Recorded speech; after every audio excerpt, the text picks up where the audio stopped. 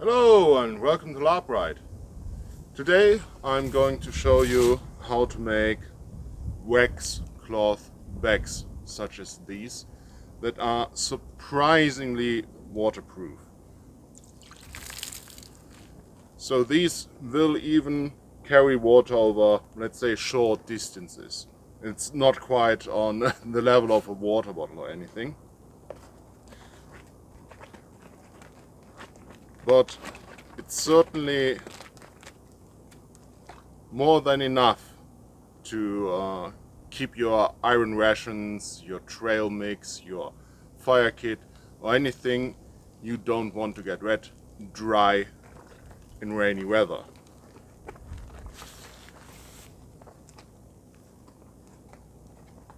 So, if this is something that interests you, like and subscribe, and I'll show you exactly how I made these. We start this time by gently heating up our wax. I'm using 100% beeswax, but you could also use plain old paraffin, melt on some old candles or something. Be careful with this, it will become hot, and if you're doing this on an open flame like a gas stove, this will become a fire hazard. For fabric I'm using the leftover thin linen I used for my simple tunic, and I'm making two styles of bag, one very plain, very simple and pretty small, and for that one I'm just cutting out a plain square piece of cloth about 40 by 40 centimeters, though I didn't even bother to measure. Bag will come together like this. I'm also cutting a length of leather string about twice as long as the opening of the bag. For the second bag I'm making a round bottom, and for that I measure the circumference of this container I will be using as a pattern. So the rectangle portion of this bag will be as wide as the circumference of my round pattern, and for simplicity's sake I'm making it just as tall too.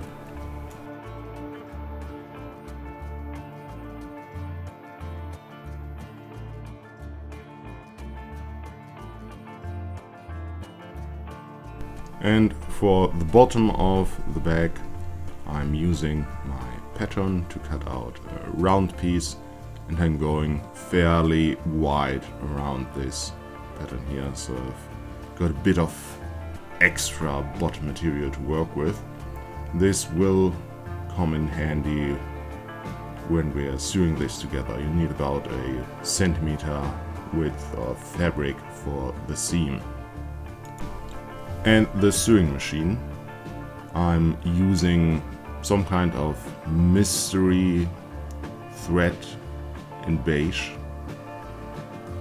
If you want this bag to be fully biodegradable, you should be using cotton or linen thread, but I had this lying around. Maybe it's cotton, maybe it's polyester, but it was the same color of the fabric. And I start by sewing in the bottom of the more complicated bag.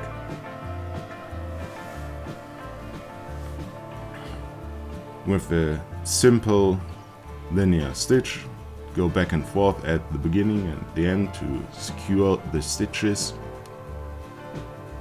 and then curve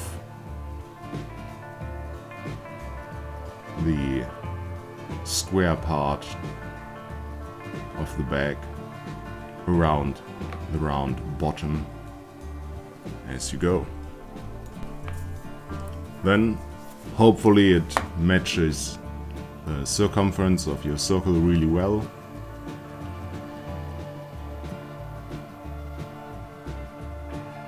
Next seam is going to be the side of the bag.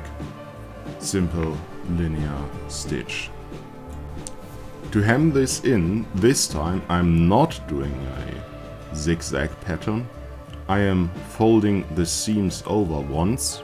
You might want to do it twice if you want to go for even more watertight, but you will need more material for the seams than I gave it.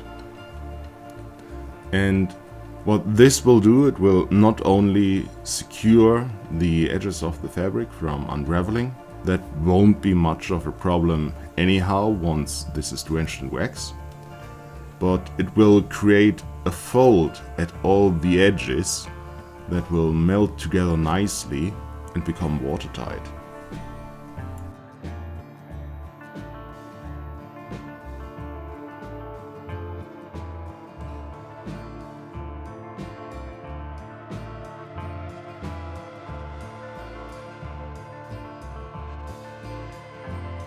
To hem in the top opening, I fold it over once, and on one half of it I sew in the leather thread.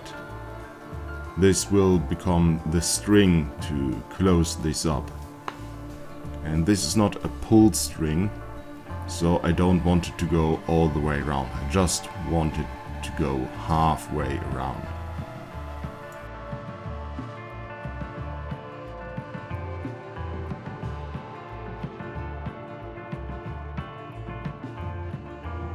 I also wanted to try out what is easier. First waxing the fabric and then sewing it together, or first making the whole back and then waxing it. Hint, first making the back on the sewing machine and then waxing it is easier. I tried it, so you don't have to. Basically, making waxed clothes is super easy. First you apply the molten wax, and then you take a hot glue gun and melt it all down, heat up the fabric so it soaks all the way through.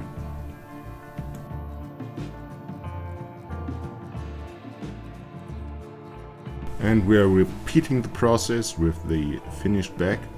It's a bit more tricky than doing this on the pattern before sewing, granted, but it's still preferable to the other way around. So we are going over both sides and using the heat gun, and I'm paying special attention to put enough wax on all the seams so they are soaked through. Then we're pulling this outside out and letting it cool down. Back on the sewing machine for completion's sake. It's not too hard to sew this, but it is of course harder than sewing the untreated fabric, and I'm a bit worried to get too much wax into the mechanism of my sewing machine, so this is not the preferred method. But this is has become hard and inflexible and won't unravel. It's more like sewing leather than sewing fabric.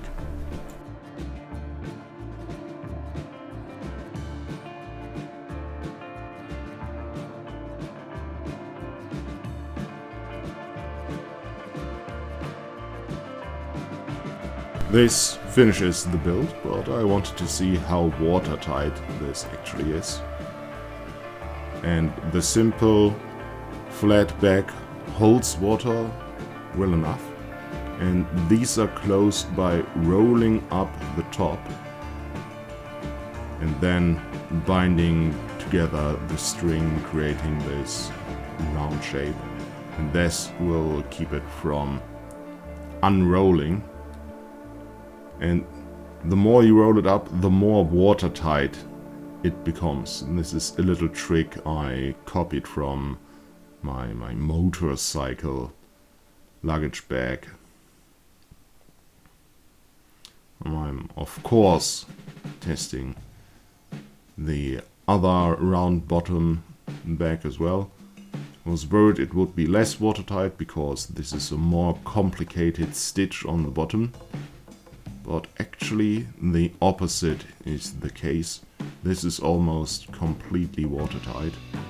And since this is a larger bag, there's more room in the top to roll it all together.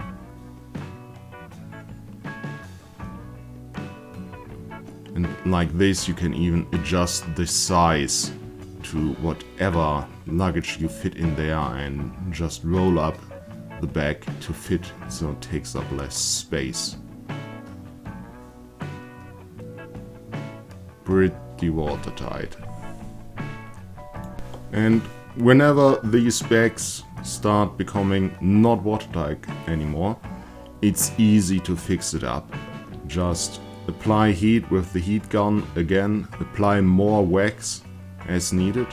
And I'm doing this here on the simple small bag because I think when I turned this outside out when it was cold, I messed up some of the wax, so that's why it wasn't as watertight as the other bag. So applying heat again improved the water resistance a bit, but mostly it made the bag look a bit nicer again. That finishes the project. So that's it for today. Thanks for watching and goodbye.